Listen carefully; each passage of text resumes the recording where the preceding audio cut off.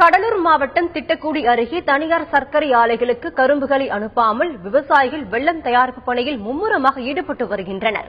திட்டக்குடி அருகே உள்ள பட்டூர் கிராமத்தில் வெல்லம் தயாரிக்கும் ஆலையை பழமலை என்ற விவசாயி தொடங்கியுள்ளார்.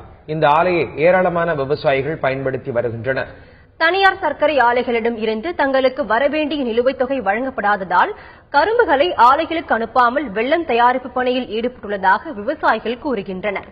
நாட்டு வெல்லம் அச்சு வெல்லத்திற்கு நல்ல வரவேற்பு இருப்பதாகவும் இது தங்களுக்கு லாபம் தரும் ஒன்றாக இருப்பதாகவும் அவர்கள் கூறுகின்றனர்.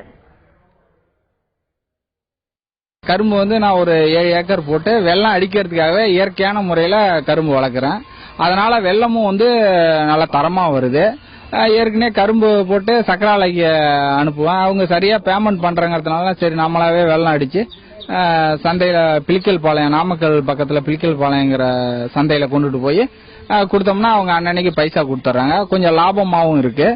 எங்க ஏரியால இந்த மாதிரி பக்கத்துல இருக்கிறது ரொம்ப சந்தோஷமா இருக்கு.